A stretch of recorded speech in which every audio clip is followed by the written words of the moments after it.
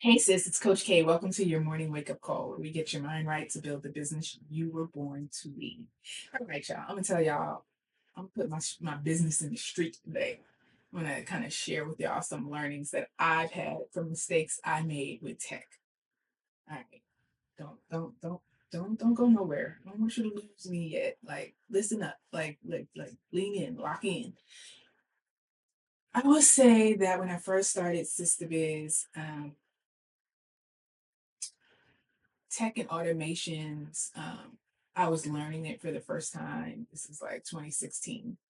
I was learning how to build sales pages and work WordPress and figure out funnels, and it was very new to me. I'd run my day spa in the early 2000s, but we didn't really leverage a ton of automations, funnels, and kind of the way we think about digital marketing now. That wasn't the case. Like Facebook had just come out when I opened my day spa back in the early 2000s, or at least it was starting to become more popular then, but I don't remember what year Facebook started. Dating myself. My day spa, I ran several companies before Sistahbiz, but they were early enough in, far enough back that digital marketing wasn't a part of the success of those companies to the degree that, they need to be and are right now. And so I was learning digital marketing in 2015, 2016, as I was building the business and putting things into place. And I had some mild automations and that sort of thing. And then I decided to get real fancy with it as I was learning. There's all these cool tools out there.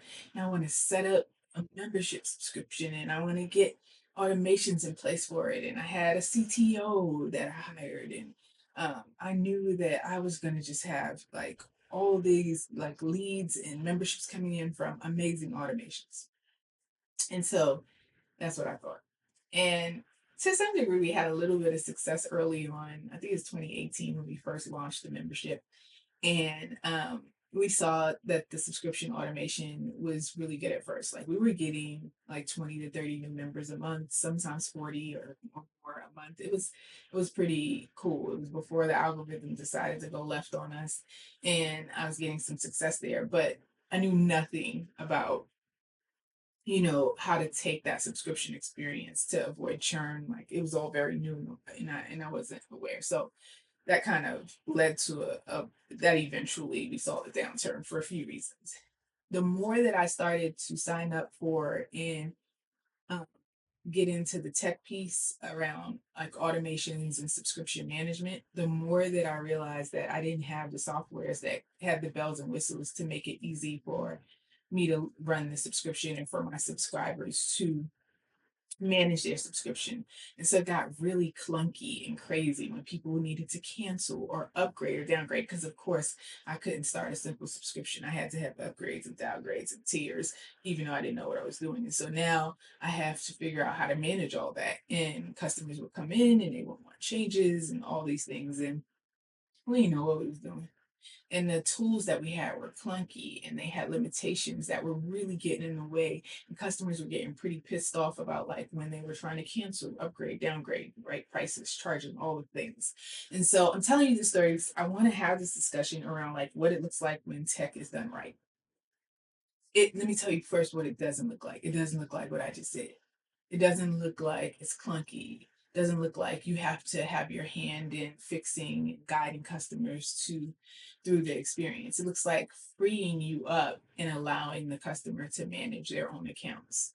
It looks like freeing you up and allowing your team to manage certain things very easily, or not needing a team because certain functions in the business are automated. Um, the customer journey and the workflow of certain functions are happening without you touching it, and pretty smoothly. And that's what it looks like when tech is done right. So um, that wasn't happening for me. Our workflows were messy. We weren't sure how to create workflows where we weren't having complaints from customers, or our team wasn't overburdened with trying to fix certain things with the tech. And realized eventually that we had the wrong tech and had to do migrations to the right tech, which was a nightmare. Nightmare. And so now, fast forward to today, we ended up building a custom app. That's a whole nother story. And literally our customers, we do get calls. There's always going to be customers who are like, I don't know where to cancel, I don't know where to upgrade, I don't know how to get to this work group. Like there's always going to be some level of that, but the idea is that it's as minimal as possible. And now it is. It's pretty minimal. Um, for people to ask us for help with managing their subscription and navigating our tech, for them to access our content, for them to be able to navigate our courses. It's largely pretty hands off, for them to get notifications and reminders and all the things around what they sign up for and around our events and activities. A lot of that is pretty easily done. Our integrations, our coding, our apps, our tech stack, all cleaned up in a way that now I actually have so much more time on my plate. Now my team doesn't have the same hassles. Like it was putting a lot of, it was really stressful for the team. And so when tech is done right, your team and you experience more freedom. You experience less stress, you experience more ease, and so do your customers.